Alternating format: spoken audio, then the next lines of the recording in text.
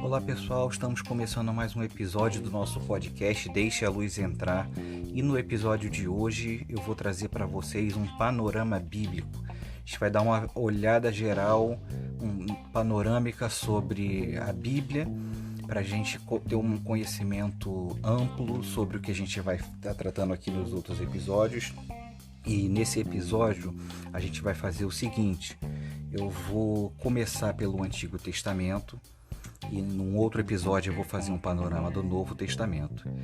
Nesses episódios de panorama bíblico eu vou abordar os principais acontecimentos, vou dar uma introdução geral a respeito dos livros, a respeito da Bíblia como um todo, onde cada livro se encaixa cronologicamente, para que a gente possa se localizar melhor ao longo de toda a história bíblica, ao longo de todos os livros, e a gente entender melhor o nosso material de estudo principal, que é a Bíblia Sagrada.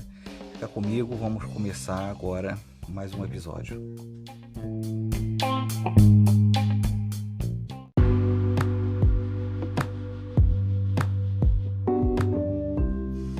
Antes de começar, eu queria pontuar algumas coisas sobre o episódio.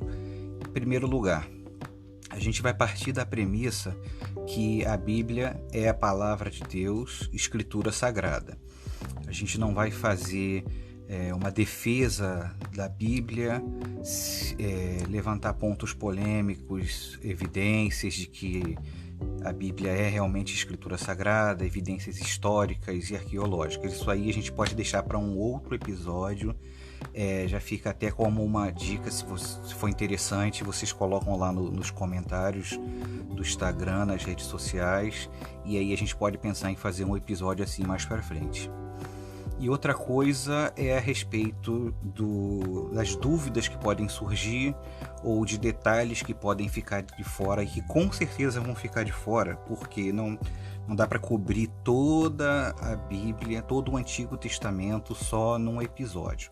Então eu vou fazer um panorama geral, e o que ficar de fora, o que gerar de dúvida, já é uma coisa já para a gente conversar por fora, e aí a gente preparar algum outro episódio com alguns assuntos específicos que ficarem mais dúvida. Combinado? Combinado. Então vamos começar. Antes de partir para o Antigo Testamento em si, eu queria dar uma introdução geral a respeito da Bíblia como um todo. A Bíblia protestante, como a gente conhece, porque existe a Bíblia protestante e a Bíblia católica. Tem algumas diferenças fundamentais, que é basicamente a quantidade de livros. Tem alguns livros que tem na Bíblia católica que não tem na Bíblia protestante, mas isso também é um assunto para outro episódio. A Bíblia protestante ela é composta de 66 livros, sendo 39 livros no Antigo Testamento e 27 livros no Novo Testamento, sendo eles de Gênesis a Apocalipse, como todo mundo sabe. E outro ponto interessante que é importante da gente ter em mente quando a gente estuda e lê a Bíblia é que a Bíblia ela foi escrita em outros idiomas. Ela foi escrita originalmente, principalmente o Antigo Testamento, né? Ele foi escrito quase todo em hebraico e algumas partes em aramaico, que é um idioma bem semelhante ao hebraico. E o Novo Testamento foi escrito todo em grego. Isso é importante a gente saber porque a gente tem acesso a várias versões e traduções da Bíblia, e isso pode gerar até algum tipo de dúvida por que existem tantas Bíblias diferentes, por que existem tantas versões diferentes. Uma é melhor do que a outra, uma está certa e a outra está errada. E aí esse é um outro assunto que a gente pode falar mais detalhadamente em um outro episódio, sobre as diferentes versões bíblicas. Mais alguns pontos interessantes da gente falar sobre a Bíblia é a quantidade de pessoas que escreveram os textos bíblicos. A gente sabe, como eu falei no início, né, a premissa é de que a Bíblia é escritura sagrada, inspirada por Deus. Porém, ela foi escrita por pessoas. O processo de criação, de autoria da Bíblia, de escrita, passou pela mão de aproximadamente 40 escritores. E esses escritores, eles escreveram os textos bíblicos de Gênesis a Apocalipse, do Antigo ao Novo Testamento. A Bíblia foi escrita num período de aproximadamente 1.500 anos. É isso mesmo, a Bíblia levou 1.500 anos para ser escrita. E isso é impressionante, porque se a gente for pensar nesse detalhe, a gente vai ficar impressionado com um outro detalhe que a Bíblia tem, que é o quê? A coerência temática de ideias e doutrinária da Bíblia. Mesmo sendo um livro que foi escrito por aproximadamente 40 pessoas diferentes e de períodos diferentes, por um período de 1.500 anos ao longo da história, mesmo assim, a Bíblia ela tem uma coerência, ela tem uma harmonia entre os seus temas, entre as ideias que ela expressa e entre as doutrinas que são expressadas na Bíblia. E o tema central da Bíblia, na visão cristã, é o plano de salvação para a humanidade. Por que isso? Porque a gente vai ver ao longo da Bíblia que tudo começa após a criação, né, de todas as coisas e depois da queda da humanidade, o primeiro pecado, que a gente conhece como o pecado original de Adão e Eva. E ao longo de toda a narrativa bíblica, de Gênesis a Apocalipse, a gente vai vendo, se a gente prestar atenção, Deus construir uma história em torno da redenção e da salvação dessa humanidade que se afastou do caminho inicial que ele havia determinado, que ele havia escolhido para ser seguido. E a gente vai ver isso ser construído peça por peça ao longo da narrativa bíblica. Então isso que é interessante a gente ter em vista. A Bíblia ela não é um livro só contando várias histórias que a gente pega e escolhe uma parte para ler de forma aleatória. Por isso que muitas vezes a gente tem dificuldade de entender a Bíblia, principalmente o Antigo Testamento, que é um livro que é bem distante da gente em relação a tema, a cultura, a tempo, a geografia. É um livro bem distante da nossa realidade hoje. E se a gente não tiver em vista essa visão geral da Bíblia, esse tema central e essas questões principais, a gente vai ficar meio perdido quando a gente for estudar a Bíblia.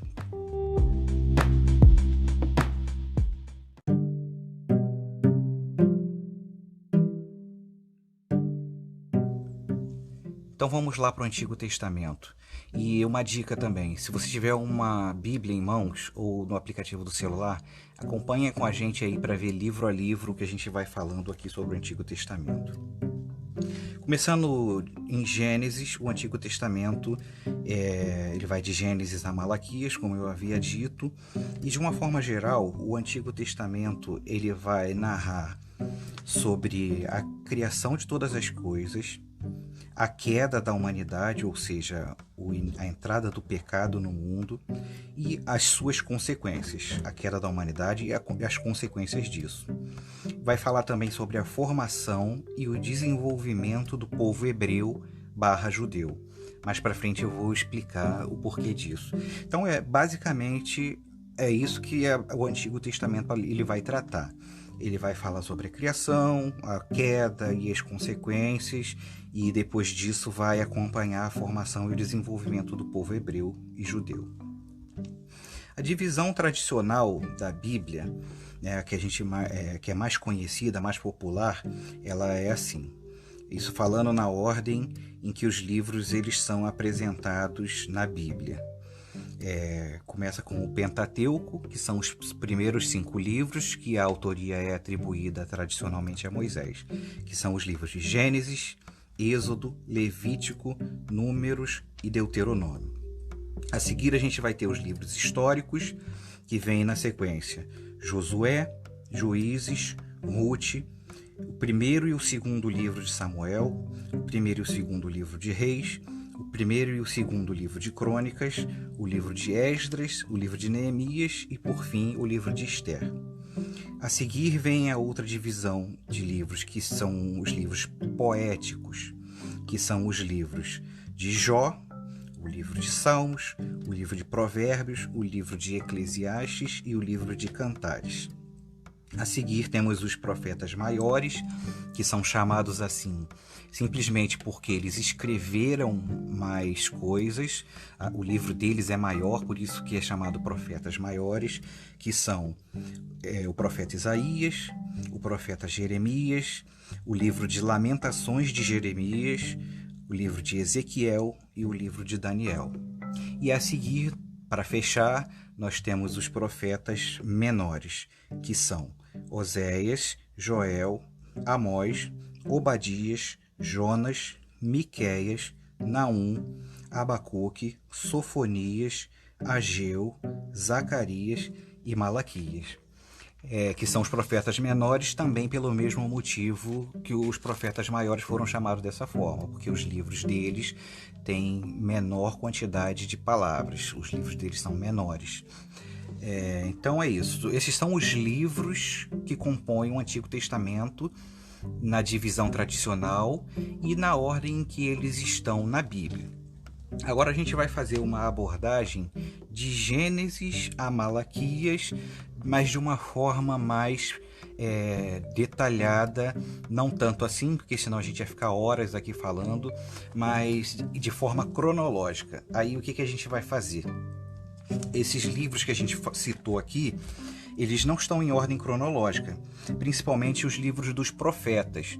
Os livros dos profetas, eles se encaixam, historicamente falando, ao longo dos livros que a gente vai falar que contam a história, porque a Bíblia ela é composta por partes narrativas e outras partes que não são narrativas, que têm outro estilo literário.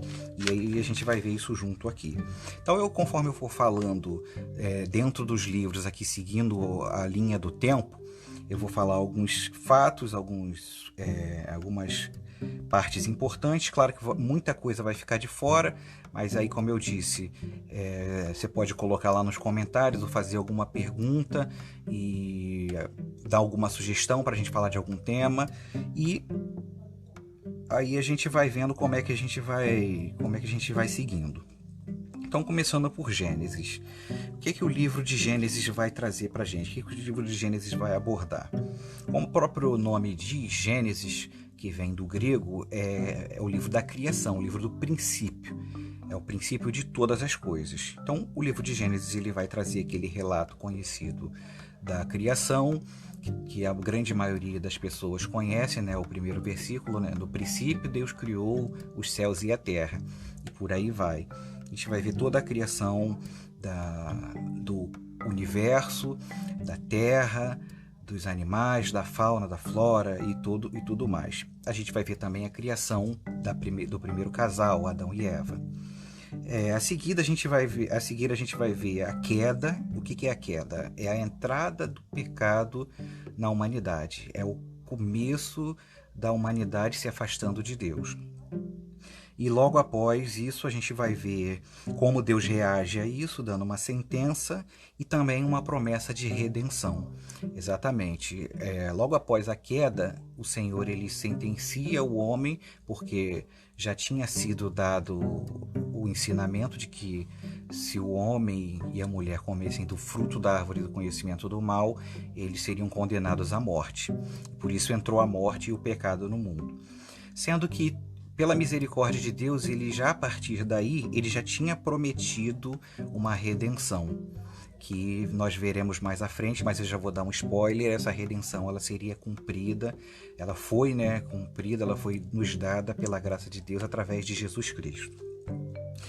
Seguindo por aí, a gente vai ver várias narrativas, vários pedaços da narrativa que vão contar a consequência da queda na humanidade, no mundo, né, na natureza e entre os seres humanos, nas relações. E um dos maiores exemplos disso é a história de Caim e Abel, onde a gente conhece, a gente vê aqui o primeiro homicídio, onde Caim mata seu próprio irmão Abel.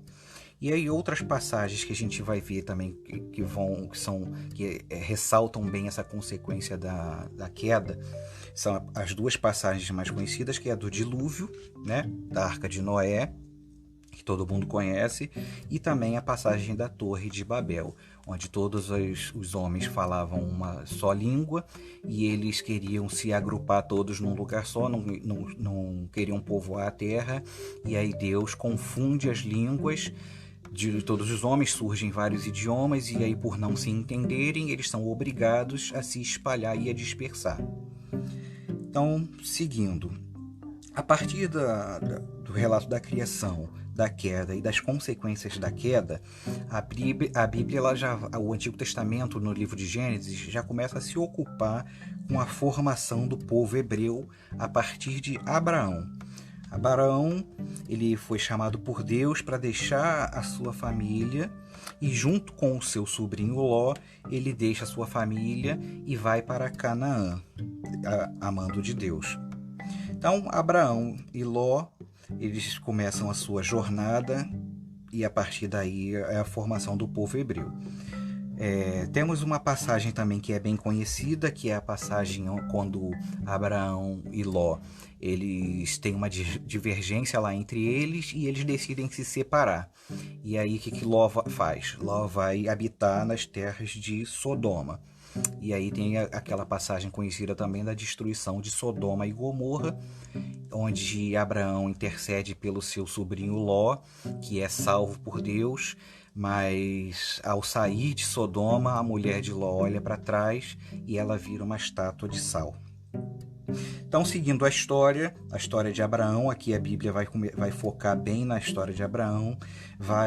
Após Deus prometer a Abraão que ele seria pai de uma grande nação, o tempo foi passando, Abraão e Sara já eram velhos e Sara era estéril. Então, como que eles teriam um filho? Eles estavam pensando. Então, Sara teve a ideia de pegar uma das suas servas, que era Agar, e oferecer para Abraão ter um filho com ela. Que excelente ideia que ela teve, né? Então, daí nasce Ismael. E dentro do nascimento de Ismael, é criada toda uma problemática que você pode ver lá com mais detalhes em Gênesis. Não vamos entrar em detalhes aqui para não alongar tanto.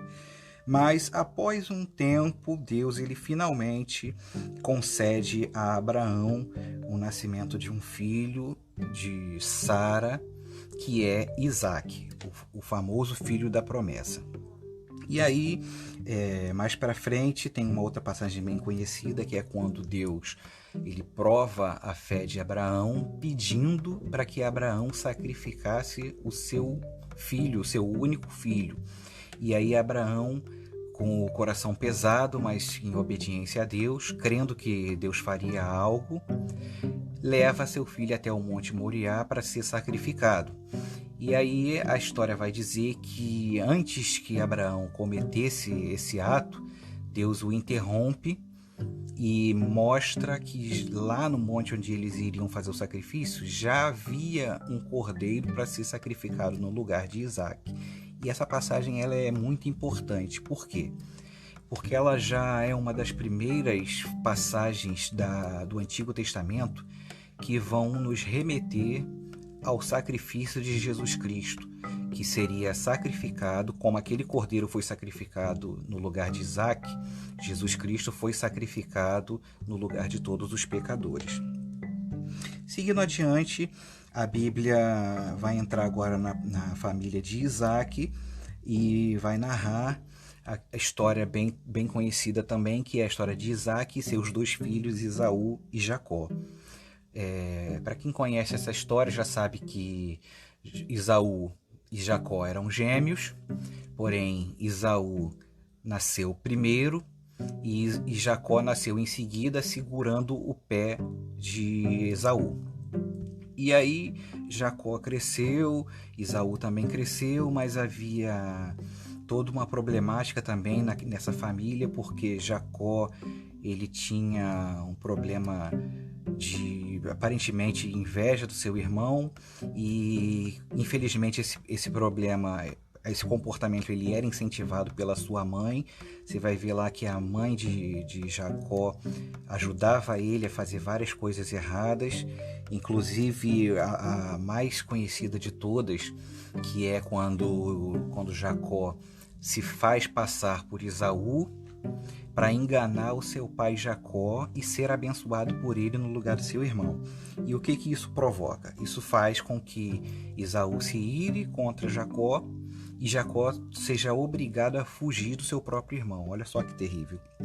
Então Jacó foge de casa para fugir de seu irmão, e a Bíblia começa a acompanhar então daí para frente a história de Jacó. E aí Jacó, que futuramente teria o nome mudado por Deus para Israel. É daí que vem o nome Israel, que era Jacó.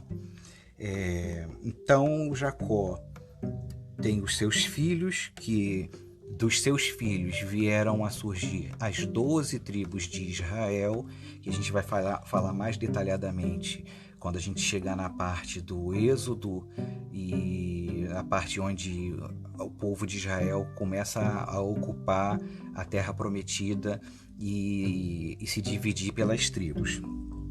Essas tribos, elas são derivadas justamente do nome de cada filho de Jacó. Esses filhos, eles são Ruben, Simeão, Levi, Judá, Naftali, Gade, Asser, Issacar, Zebulon, José e Benjamim. Falando em José, a Bíblia vai passar a dar um grande destaque para a história de José. A história de José é bem conhecida porque ela já foi até retratada em animações, já foi retratada em novela. É uma história bem popular, essa história. A história de José é que José, ele foi vendido como escravo pelos seus próprios irmãos. Os irmãos tinham rixa com José porque José claramente era o filho preferido de Jacó, e os irmãos tinham raiva de José por causa disso. Detalhes à parte, quando José ele é vendido como escravo, ele vai parar no Egito, onde ele é vendido como escravo para um homem chamado Potifar. Esse homem, ele tinha uma esposa que começou a assediar José. Só que como José era um homem temente a Deus, ele se negava a fazer qualquer coisa que iria contra a palavra de Deus e contra o seu mestre, que era Potifar. Então, por causa disso, a mulher dele ficou com raiva e acusou José de tentar abusar dela. E José teve que fugir, mas José acabou sendo preso. E nesse período que José foi preso, vem aquela história famosa do sonho de Faraó. Faraó teve um sonho e, resumindo a história, José já era conhecido na prisão por interpretar o sonho dos presos e de outras pessoas. Então alguém se lembrou de José e contou para o faraó que tinha uma pessoa que poderia interpretar um sonho que vinha perturbando o faraó já há tempos. E aí José vai, interpreta o sonho de faraó, e não somente isso, ele também vê que o sonho, na interpretação do sonho, haveria um grande problema, que seriam 7 anos de fartura seguidos de 7 anos de escassez. E o que isso acontece? José acaba aconselhando o faraó a se preparar durante esses primeiros 7 anos, e por causa disso o faraó coloca ele como governador. E José foi muito bem sucedido nessa tarefa, tanto que as nações vizinhas, depois desses 7 anos de fartura, vieram 7 anos de escassez, as nações vizinhas vinham comprar suprimentos no Egito. E com isso, a sua família, que continuou vivendo lá em Canaã e estava sofrendo com esse problema da escassez, foi obrigada a vir até o Egito para comprar suprimentos com José, sendo que eles não sabiam que José ainda estava vivo e muito menos que ele era governador do Egito. E aí foi onde os irmãos de José se reencontraram com José e Jacó ficou sabendo que seu filho estava vivo, e por fim José traz toda a sua família e todo o povo que vivia lá em Canaã para o Egito, para viver lá. E aí a gente chega ao final do livro de Gênesis dessa forma. A família de José vivendo no Egito junto com ele e se desenvolvendo ao longo dos anos.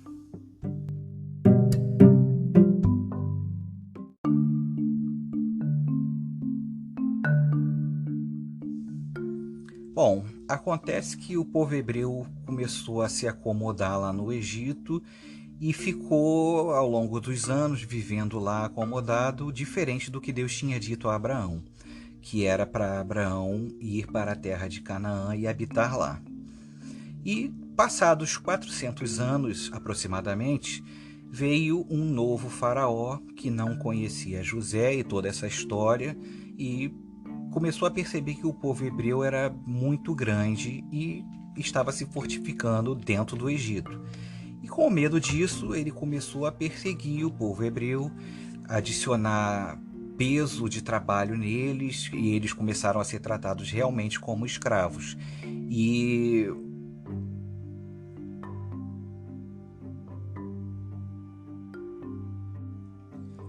é nesse período que começa o livro de Êxodo. O livro de Êxodo ele vai narrar o princípio da saída do povo hebreu do Egito e o retorno deles para Canaã. E aí a gente vai ter os outros 4 livros do Pentateuco que vão basicamente narrar essa história toda da saída do povo de Israel do Egito até a chegada a Canaã, pelo menos até o ponto mais próximo que a gente vai ver. E quem foi o responsável por essa saída, por essa retirada do povo de Israel do Egito?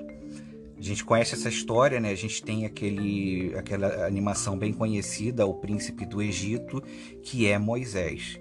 Moisés ele foi escolhido por Deus para retirar o povo do Egito como libertador. Então, Moisés ele recebe essa missão e ao longo dos livros de Êxodo, Levítico, Números e Deuteronômio, a gente vai ver Moisés guiando o povo com muitas dificuldades, é claro, tanto para sair do Egito como para chegar até a Terra Prometida. É aí onde a gente vai ver a questão das pragas do Egito, a gente vai ver a abertura do Mar Vermelho, a gente vai ver a perseguição de Faraó ao povo que já tinha saído e vai ver como o exército de Faraó foi engolido pelo Mar Vermelho e aí começa a jornada do povo pelo deserto, uma jornada que foi bem difícil. E durante essa jornada as coisas principais que acontecem são: Deus ele dá a lei a Moisés para guiar o seu povo. Porque o que acontece? O povo ele estava vivendo no Egito, como eu disse, durante 400 anos. Então, possivelmente, a tradição que que tinha começado em Abraão, a tradição de cultuar a Deus, de oferecer sacrifícios a Deus e até de conhecer a Deus, talvez já tivesse sido esquecida ou deixada para trás. E aí, através da lei, que a gente conhece como Lei de Moisés, né? Tem a tábua, os 10 mandamentos, que são a principal parte conhecida. Deus estava disciplinando novamente o seu povo, ensinando novamente o povo a andar nos seus caminhos. Isso foi uma tarefa muito difícil, porque como a própria Bíblia fala, o povo era um povo teimoso, obstinado. Então, além das leis, Deus ele precisava também ensinar o povo a cultuar a Deus novamente. Então, o que Deus ele inicia também nessa travessia do deserto? Deus inicia a construção do tabernáculo e todos os elementos que compõem o culto a Deus. A arca, os altares, o incensário, os candelabros, todas as coisas que estão bem detalhadas lá, a gente pode ver lá no livro de Êxodo. Além disso, outras coisas que são bem marcantes nesse período da saída do Egito até a Terra Prometida é a grande rebeldia que o povo tem ao longo de toda essa jornada. E por causa dessa rebeldia que o povo demonstra, Deus ele dá uma sentença para esse povo que está lá. Ele diz que toda essa geração que estava lá, que murmurou contra Deus, ela iria morrer no deserto. E somente a próxima geração é que veria a Terra Prometida. Isso porque a gota d'água foi quando enviaram 12 espiões, quando eles estavam já bem perto já de Canaã, para eles observarem a Terra Prometida e ver o que tinha lá. E aí eles voltaram desanimando o povo totalmente, falando que a terra era uma terra de gigantes, que eles seriam derrotados, que eles seriam devorados, que não tinha esperança e que eles iam morrer ali no deserto. Com exceção de Josué e Caleb, todos os outros estavam desanimando o povo. E o povo foi levado a perder a fé e a murmurar e a criticar Moisés. E foi uma rebelião total. E por isso que Deus ele deu essa sentença para o povo. Bom, passado esses 40 anos que eles ficaram até toda essa geração passar e a outra geração se levantar, veio a preparação mesmo propriamente dita para a entrada na Terra Prometida. Daí que vem o livro do Deuteronômio. O livro do Deuteronômio, que o significado é segunda lei ou repetição da lei, que é onde Deus ele reúne todo o povo para que Moisés lesse toda a lei de novo, para relembrasse, porque Deus ele iria entregar aquela terra para o povo, mas eles deveriam continuar sendo fiéis a Deus. Então teriam que ser relembrados de tudo aquilo que Deus determinou que fosse feito. E aí, só que por os eventos que aconteceram, Moisés ele foi impedido de colocar os seus pés na Terra Prometida. Moisés ele foi levado a um monte para ele ver e contemplar a Terra Prometida, mas ele não pôde pisar na Terra Prometida. Esse é um assunto também que a gente pode conversar com mais calma em um outro episódio ou nas perguntas que vocês podem me fazer nas redes sociais. Bom, a seguir a gente tem o livro de Josué, que como Moisés ele não entrou na Terra Prometida, ele morreu antes, Josué foi o seu sucessor como líder de Israel. Então, o livro de Josué ele tem duas passagens assim que são bem marcantes, que é a travessia do Rio Jordão, onde Deus fez um milagre parecido com o que Moisés tinha feito com a abertura do Mar Vermelho. Josué também realizou um milagre com a abertura do Rio Jordão, para que o povo atravessasse o rio. E também outro fato marcante é a queda do muro de Jericó, que também foi um milagre realizado por Deus através de Josué. E aí, passado esse período onde o povo finalmente entrou na Terra Prometida e começou a divisão dos povos pelas suas tribos, cada tribo foi separado uma terra segundo o que Deus determinou, menos a tribo de Levi, porque a tribo de Levi foi designada por Deus para ficar responsável pelo culto a Deus, pela manutenção do tabernáculo e tudo que fosse referente ao culto, os sacrifícios e todas as coisas.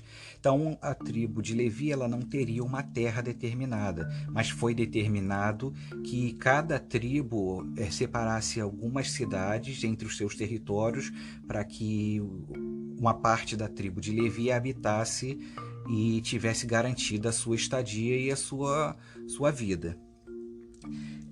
A seguir, então, a gente tem o livro de Juízes.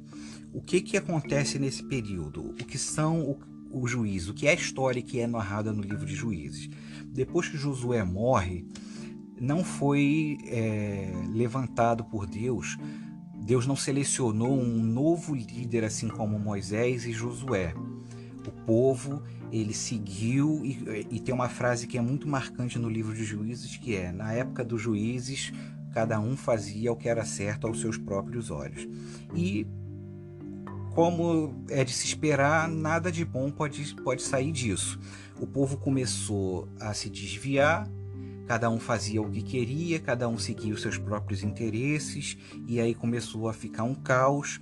E durante os períodos em que o povo se afastava tanto de Deus e começava a praticar coisas que Deus desaprovava, Deus ele permitia que viesse sobre o povo calamidades, ou perseguição, ou guerras, ou coisas diversas como juízo.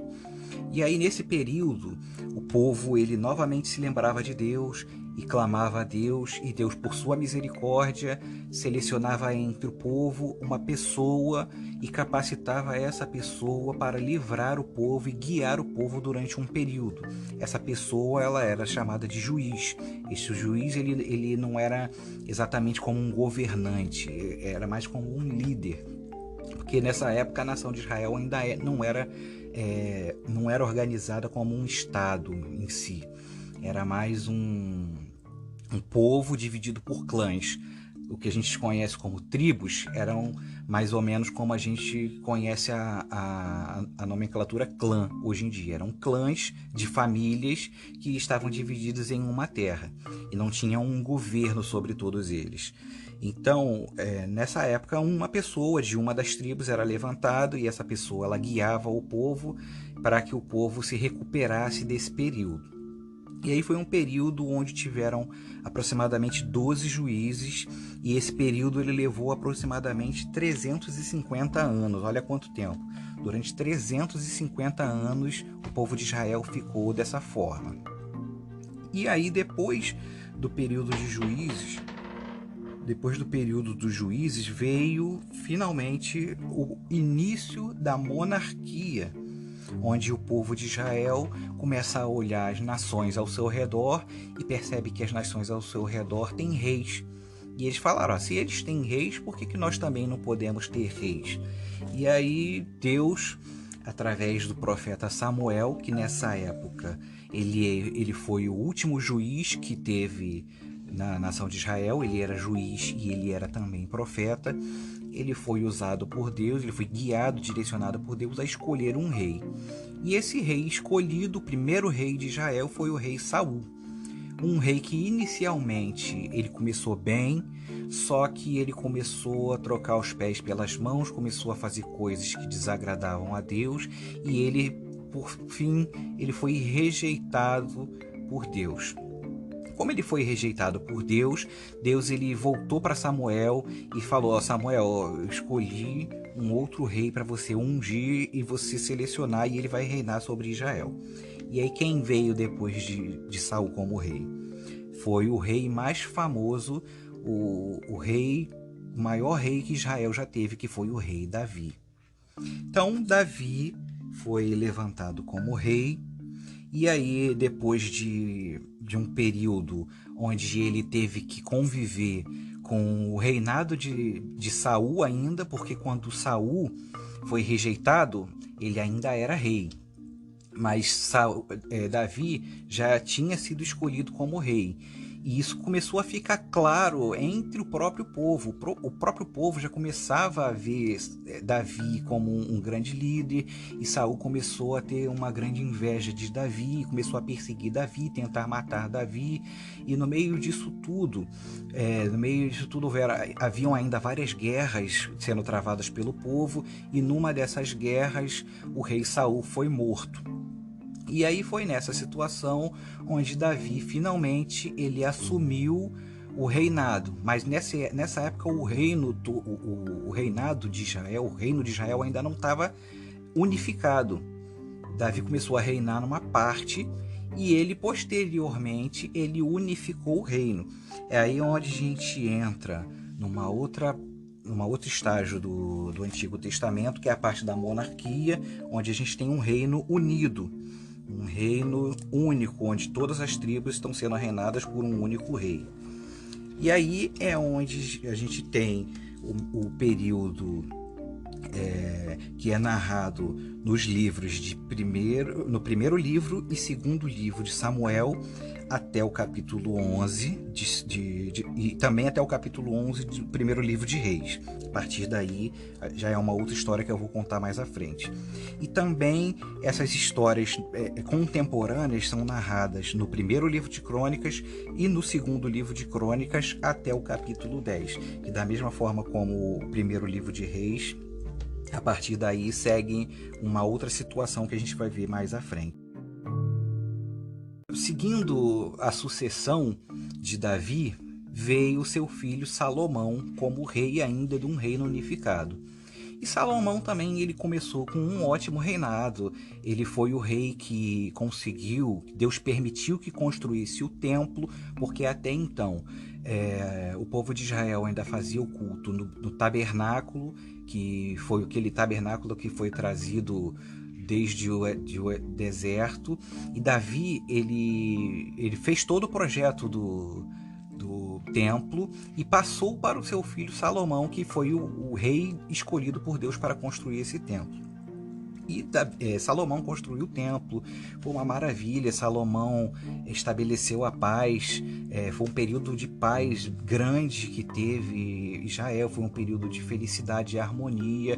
Porém, na sua velhice, Salomão se desviou. Eu acho que não sei qual foi o problema de Salomão, se ele ficou entediado, se ele já não sabia mais o que fazer. Ele acabou se desviando e seguindo tradições de outras nações e misturando o culto a Deus com outros cultos pagãos. E Deus ele não se agradou disso e ele determinou uma sentença de que o reino seria tirado da descendência de Salomão e seria dado a outra pessoa, mas por amor a Davi, que uma parte do reino ainda ficaria sob o cuidado da linhagem de Davi. E foi exatamente o que aconteceu.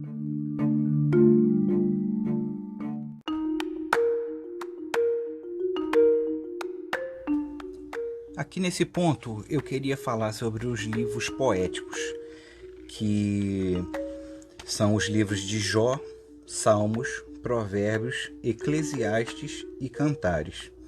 Bom, primeiro o livro de Jó, ele não tem um consenso da época em que o livro de Jó foi escrito ou da época em que a história de Jó ela se passa. Então ele não tem um local definido nessa ordem cronológica que a gente está fazendo aqui. Já os livros de Salmos, Provérbios, Eclesiastes e Cantares, eles ficam mais fáceis da gente acomodar dentro aqui da nossa visão panorâmica cronológica, porque primeiro o livro de Salmos, a maioria deles foram compostos, ou pelo menos são atribuídos a Davi, ao rei Davi, a grande maioria deles. Tem uma pouca quantidade de salmos que são atribuídos a outros autores. E o livro de Provérbios, o livro de Eclesiastes e o livro de Cantares também são atribuídos a Salomão, no caso. E Provérbios, tem alguns provérbios que não são de Salomão, mas também são muito poucos. Eclesiastes é atribuído completamente a Salomão e Cantares também. Então esses livros, eles não são livros narrativos, mas eles de alguma forma eles se encaixam em algum momento da narrativa bíblica, só para a gente contextualizar.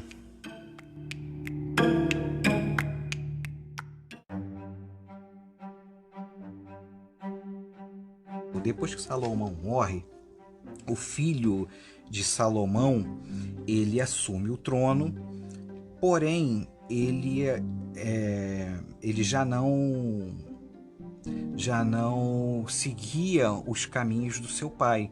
Isso gerou uma grande revolta no povo, e aí o filho de Salomão, que era Roboão, ele enfrentou uma adversidade, ele enfrentou o confronto do povo, e o representante do povo que foi escolhido foi Jeroboão.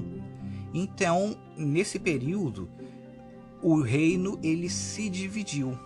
E aí é onde a gente entra numa outra fase da monarquia, que é a fase do reino dividido, onde a gente passa a ter não uma nação de Israel, mas duas nações distintas, conhecidas como Judá, que é o Reino do Sul.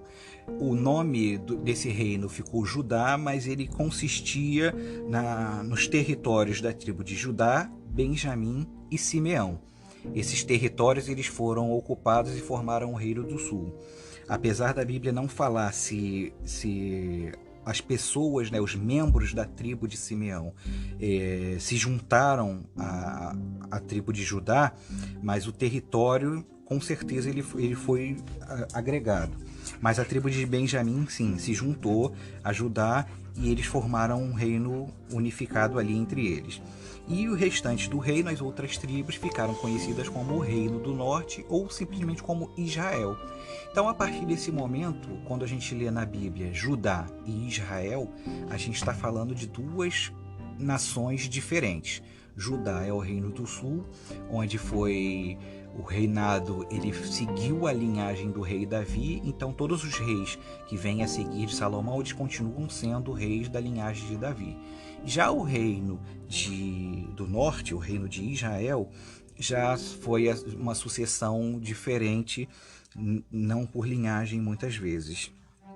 E nesse período a gente entra em vários períodos problemáticos. Por que períodos problemáticos? Porque tanto no Reino do Sul como no Reino do Norte, os reis começaram a se desviar também dos caminhos de Deus. E aí é nesse cenário de apostasia, de desvio, é que entram os profetas. Aí é onde a gente vai ver o aparecimento de vários profetas, tanto profetas que têm livros escritos, como profetas que não têm livros escritos, mas que aparecem nessas histórias. Os exemplos mais conhecidos de profetas que não têm um livro escrito, mas que eles são bem conhecidos aqui na narrativa bíblica, são os profetas Elias e Eliseu. Os profetas Elias e Eliseu, eles foram profetas que eles atuaram no Reino do Norte. A principal período de atuação desses dois profetas foi no período do rei Acabe, que está lá narrado a partir do capítulo 11 do livro de 1 Reis e a partir do capítulo 10 do segundo livro de Crônicas. Além de Elias e Eliseu, outros dois profetas também que profetizaram no Reino do Norte foram os profetas que aí sim, eles já têm livros, que são dois dos profetas menores, que são os profetas Amós e profeta Oséias. Então, esses livros que estão mais lá para o final da Bíblia, que eu falei, os profetas menores, mesmo eles estando lá para o final, para você entender o contexto histórico onde eles foram escritos, você precisa entender que eles foram escritos nesse período aqui, no período da monarquia, do reino dividido, antes de eventos que eu vou falar a seguir, que são eventos onde Deus traz um novo juízo sobre as duas partes do reino, o Reino do Norte e o Reino do Sul. Foi escrito nesse período aqui. Então, os livros de Amós e Oséias foram escritos para o povo do Reino do Norte nesse período aqui. E no Reino do Sul, a gente também tem profetas que escreveram suas profecias, que estão registradas lá como profetas maiores e menores nesse período também, nesse período da monarquia do reino dividido. Esses profetas, eles são os profetas Joel, o profeta Isaías, o profeta Miqueias, o profeta Sofonias, o profeta Jeremias e o profeta Abacuque. Todos esses profetas são profetas que escreveram as suas profecias, que eles atuaram profeticamente no período antes do exílio babilônico, que é o que a gente vai falar a seguir. O período onde Deus ele traz o juízo sobre o Reino do Norte e o Reino do Sul. Então, esse período ele é formado por essa monarquia meio complicada, junto com profetas que Deus ele levantava para chamar a atenção do povo, principalmente da liderança, dos seus governantes, para trazer o povo de volta aos caminhos corretos. E é um período de altos e baixos, porque então, tem reis que ignoram completamente as advertências, mas também tem reis que ouvem e fazem conforme são orientados. Então, a seguir, a narrativa do Antigo Testamento vai falar sobre a queda do Reino do Norte. Por que eu falo a queda do Reino do Norte? Porque acontece uma invasão do Império Assírio e é onde não se fala mais a partir daí da nação do Reino do Norte.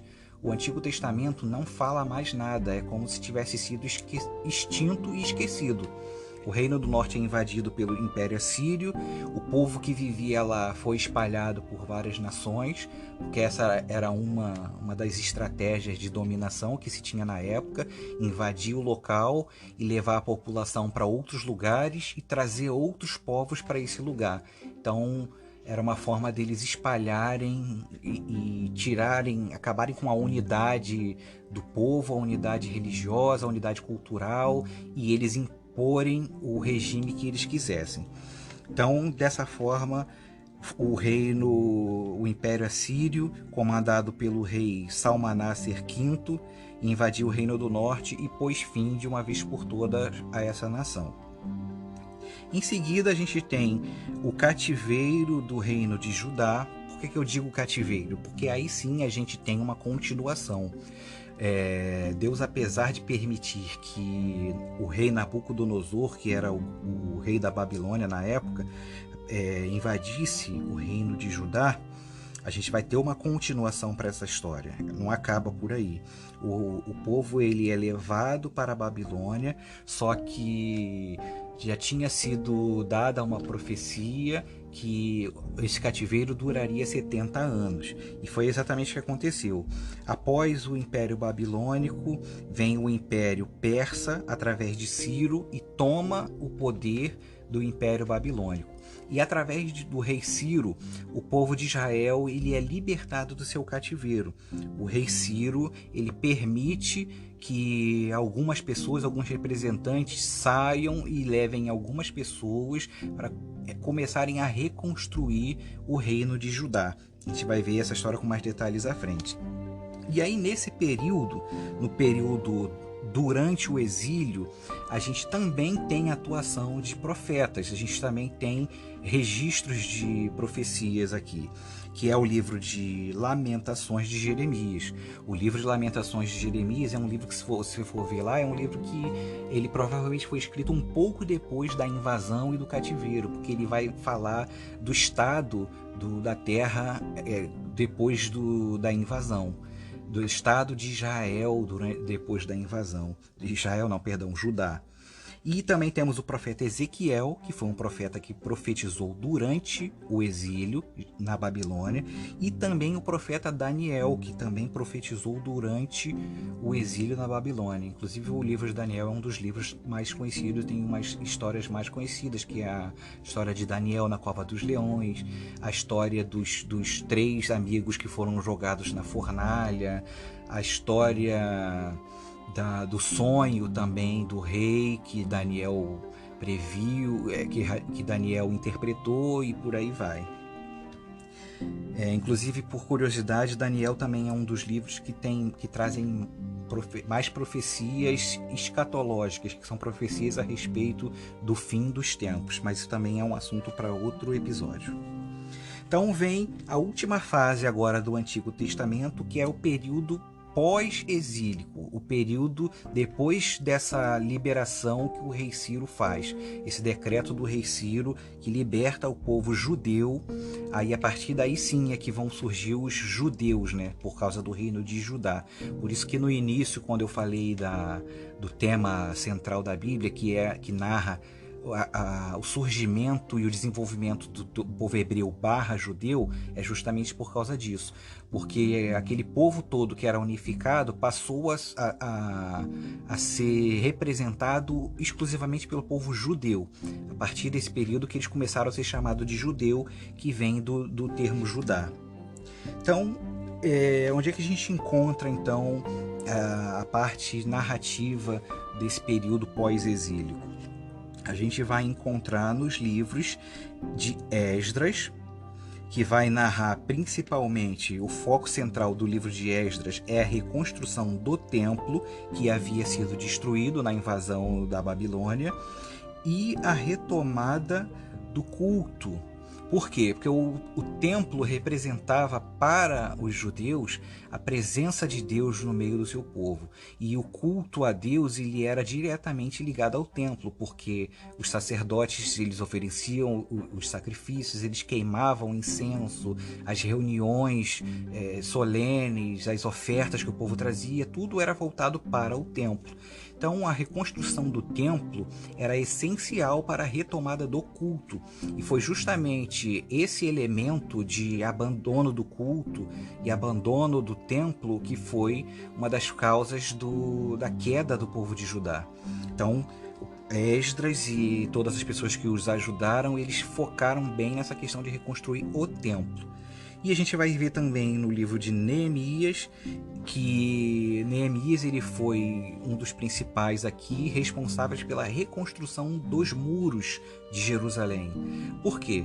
Porque como a terra tinha ficado desolada, vazia por muito tempo, e como eu disse quando eu falei da invasão do Império Assírio, uma das estratégias adotadas era trazer outros povos de outras nacionalidades e espalhar pelos lugares que eles tomavam.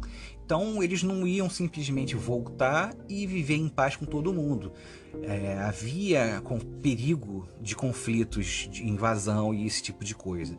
Então, para que eles pudessem viver em paz, uma atitude importante que deveria ser feita seria reconstruir os muros que fortificavam a cidade, para que eles pudessem viver em tranquilidade novamente e reconstruir o restante da cidade.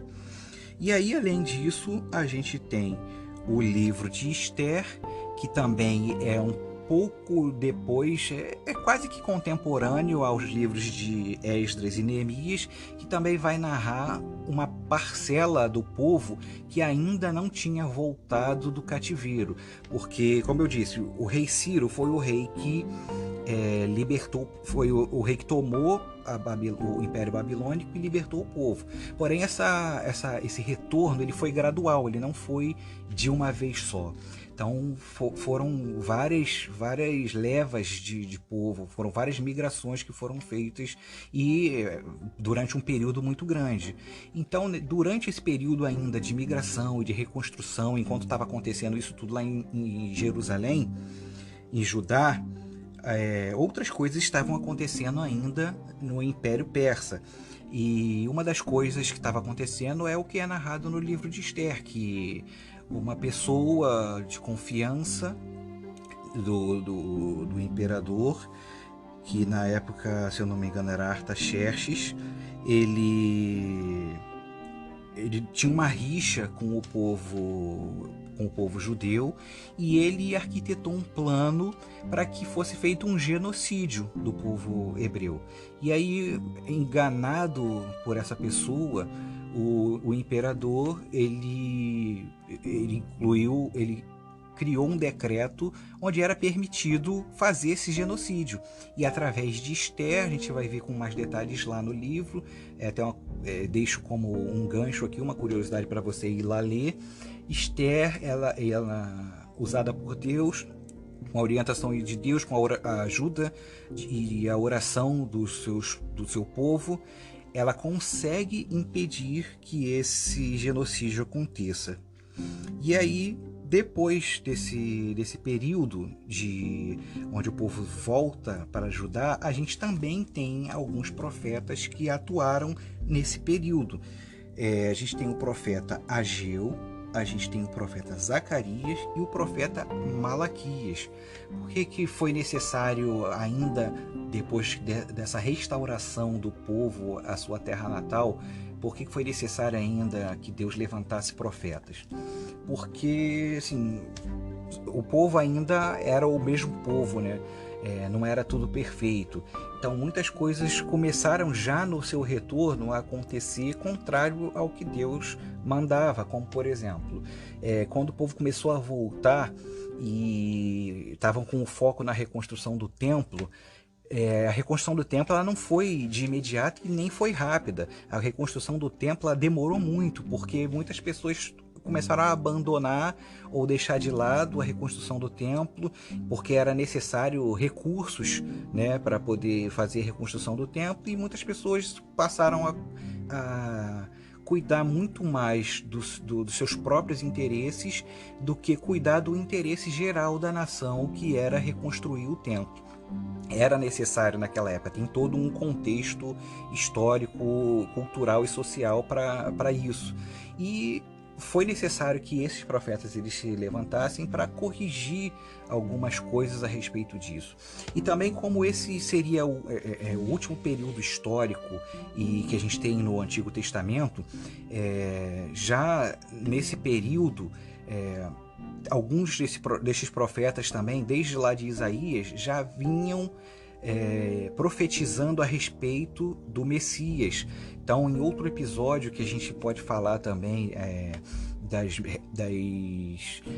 profecias messiânicas que falam a respeito da vinda de Cristo, muitos deles estão nesse período, como Malaquias, por exemplo. Isaías é o principal deles, mas a gente vai ver diversas profecias ao longo de todo o Antigo Testamento que já falavam da vinda de Cristo, e são profecias assim que falam coisas detalhadas como se fossem escritas depois de Cristo ter vindo.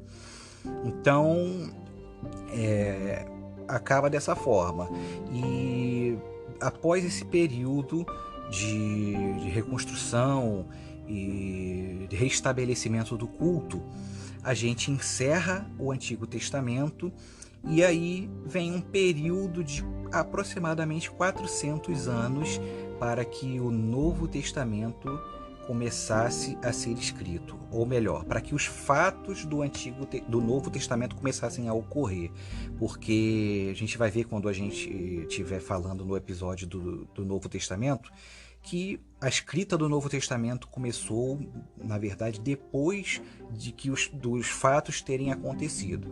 Mas aí a gente vê isso no próximo episódio sobre o panorama do Novo Testamento.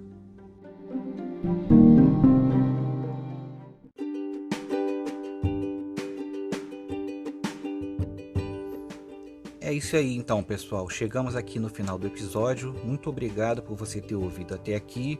Peço que você compartilhe lá com seus amigos e familiares nas redes sociais.